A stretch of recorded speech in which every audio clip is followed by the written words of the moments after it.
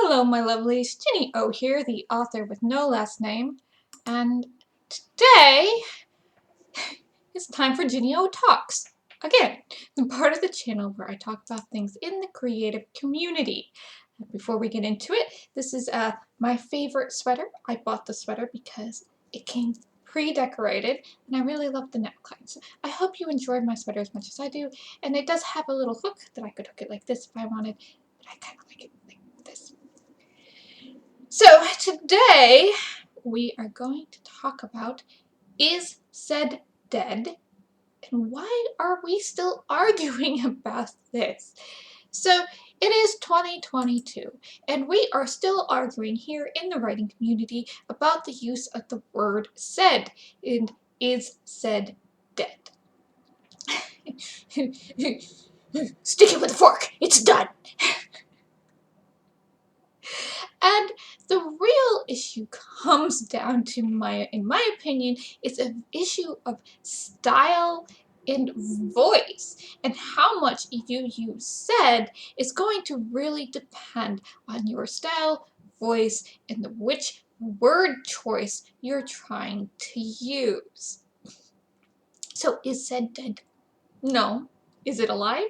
No. It's a word, for goodness sakes. It can't be either of those things.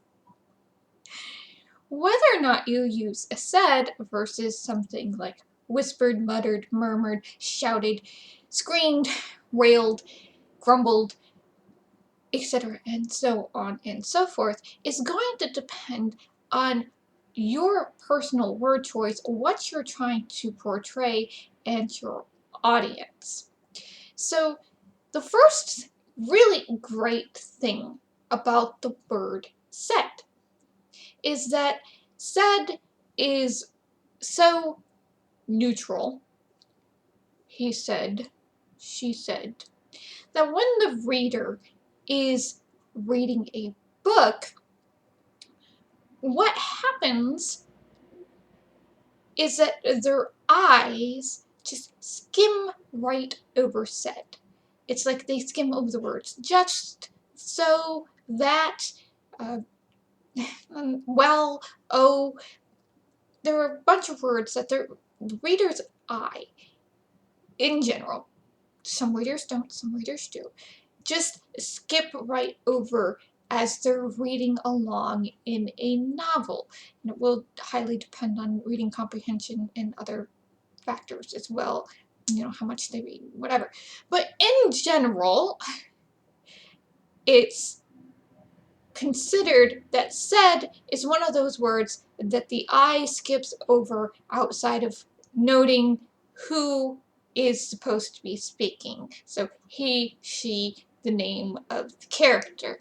And this was pointed out by Gail Carson Levine, and so she calls it a magical word. It's magical because it disappears and becomes invisible. So when you are reading your story, what I highly recommend you do is you wait until you're tired. And I mean stupid tired, like really exhausted. And you go through and you read your book again. And just start noticing your saids, murmured, growled, grumbled, whatever. And see if those words trip you up and make you more tired, or if your brain skips over them because it makes sense to have a word other than said in the picture. Another thing I think we need to address in this is said dead argument is what are you trying to say? When you're writing your story, your word choice, it really does matter. Sometimes you can't just use said, okay? Because let's talk about saying things in a quiet voice. This is the one that came up on my Tumblr. I don't remember who originally came up with it, but it did come up on my Tumblr. But saying things quietly. So a murmur is different than a mumble, and it's different than a mutter, and it's different than a whisper, and it's different than being said quietly or in a low voice. So how is the character saying it? Where are they saying it? And is it more important for you to notice how they are saying it versus, that they're just saying it? So when you're saying he said, okay, the character can assume that the reader assumes that the character is saying this in, a normal tone of voice, and they might be able to say, determine what emphasis or what volume is on it if there's like italics or maybe an exclamation point on the end of it or whatever. So, but they will probably assume that the character is saying this in a relatively normal tone of voice, versus a character, if they're saying something quietly, that means they're not trying to gain attention to themselves. They're saying it, but it's more like an aside, or they don't have their voice isn't booming or raised up loud, which is really hard to convey through italics or underlines or any other sort of emphasis and punctuation. So if they are saying it quietly, it makes sense to say he or she said quietly, no matter what you feel about adverbs. I think Hemingway has done many of us a great disservice. Now, maybe they're in a library, and yes, it might make more sense for them to be whispering, or they're in class and they're not supposed to be talking, so they're whispering to each other. Just so you know, whispering is louder than a murmur or a mutter, just because of the nature of it. Sorry for anybody with hearing who hate things like that. Or maybe they're murmuring, or maybe they're muttering. Your word choice as an author is going to matter on how a character says something when it comes to volume. Maybe they're grumbling or whatever. Another thing that we need to think about when we're using said or we want to replace said with something else is how much do people in real life move, or how much movement you can put into your characters in body language to say the same type of things that you might be saying in adverbs. So maybe they're saying something sarcastically, so you, instead of going, they said it sarcastically, he or she said, and rolled their eyes, or they curled their lips, or they do either toss their head in some way to indicate that they're not being serious, or they're being facetious, or something. They're being sarcastic. Okay, so characters have their own methods of portraying emotions. On the other hand, I mean, you're trying to portray emotions through body language. And on the other hand, if you put too much body language in, your characters are going to come off very, very fidgety. So constantly moving, they're going to come off nervous and anxious. And that's fine if you have a nervous or anxious character. But if that character isn't nervous or anxious, then you can you want to pull back on the body language and use more, other ways of saying said. Okay, versus just using the word said. Now, in third person limited in first person, you really get a kind of a head here, because it's considered more normal to use character thoughts and sentences to bulk up your paragraphs when you're doing dialogue. So that's, you can have characters observe things more naturally than you say using third person omni. When you start doing that in third person omni, you will start accusations of head hopping, and it depends on how much you care about those types of accusations of head hopping, how much you care about that. I don't very much, so I mean, I do try to make sure it's 4 or 5 paragraphs, or not paragraphs, 4 or 5 pages, or half a chapter, or a whole chapter from, which looks more like limited point of view before, switching over. There's such this huge argument about what limited third person really means. I don't even, I don't even like going there. Um, so instead of using, you can, instead of using adverbs or other words, instead of said, yes, you can use body language, but we have to be aware of using too much body language, because that it can draw too much attention to the character itself and make them come off looking nervous, fidgety, or Italian, because we talk with our hands. Another thing we need to think about is when we start seeing these charts and discussions are coming around over whether or not to use said, we need to think about the writing experience level that these writing guidelines are being put out for other people.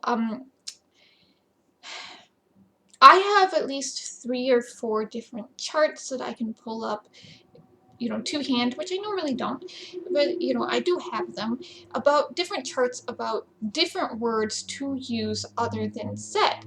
And one of the ones I reblogged in the past couple months was a 4-way chart that had in the middle had said with a slash through it, like no said allowed, okay? And then each of the chart was, quarter of the chart had a an adverb with it, and then you had actual action verbs underneath them in order to, explain what those adverbs were trying to convey. So if it said normally was added, announced, that's kind of bold, answered, explained, questioned, replied. That's all kind of normal, not a lot of emotion going on. So then they had another section for emotionally, they said emotionally. So begged, complained, confessed, cried, pleaded, promised, sang, scoffed, vowed, grumbled could be in there too. Those type of things are, emotion words that can be tagged on instead of said.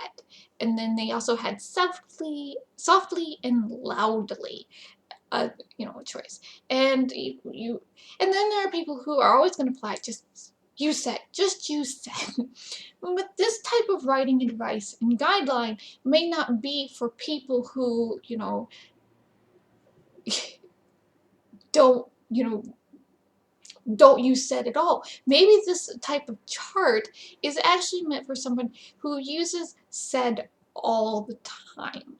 So their dialogue will start reading really flat because it's he said, she said, he said, she said, he said, she said, back and forth, where you might not get what the tonal qualities of the characters, because they're not using emotion words, or they're not using emotion word verbs, or they're not using body language or punctuation or emphasis to create or word order to create like this tone in their story. So they need charts to be like, oh, instead of you saying said angrily, they bark it out, or they bite the words out, or they scold, or they screech, or they shout. So these type of charts are for people who use said all the time, or are looking for ways to say, okay, I've used said here, but they're really, really angry, but I don't want to put in, too many clenching fists and jaws and turning red in the face, because that's going to make it feel like the argument is escalating too quickly or too rapidly, and that there's going to be, some sort of violence coming along. So they want to keep it tense, but they don't want to escalate the emotion, so they want to use different words other than said, and exclamation points and punctuation, to say that these people are fighting versus they're just talking to each other. So you have to, those are good ways to look into charts to, use them as a quick hand thesaurus to look for, emotion verbs. And once again, Hemingway may have done some of us a disservice. Don't get so attached to Hemingway.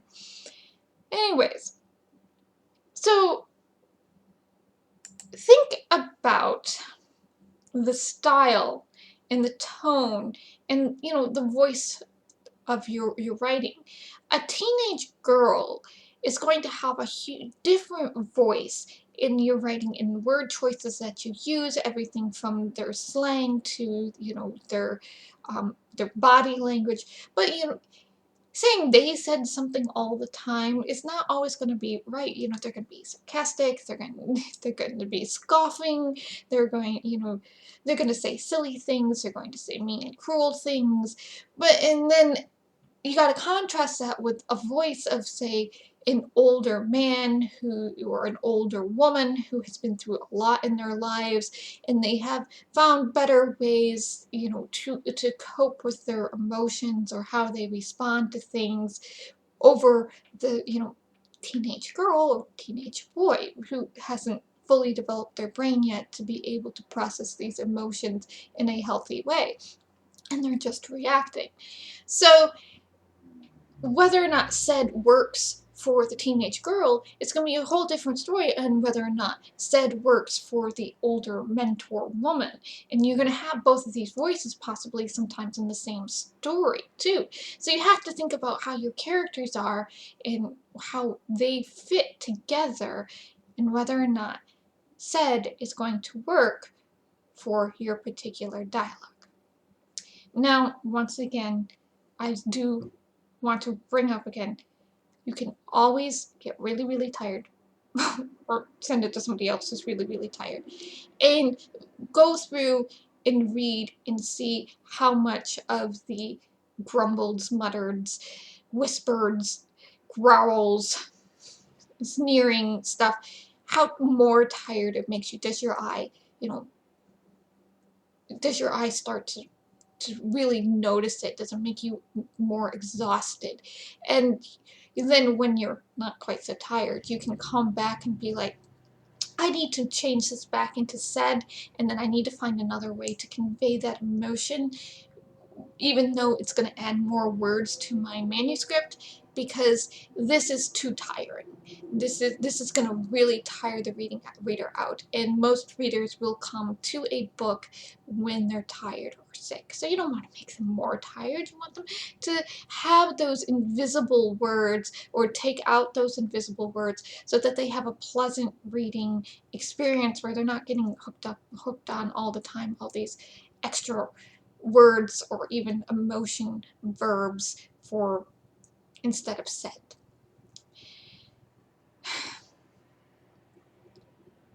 Said is not dead, nor it is alive. It really, once again, it really just depends on your style, your point of view, and your voice of your book. So take care of yourselves, my lovelies. Stay safe, bless, and I will see you in the next video.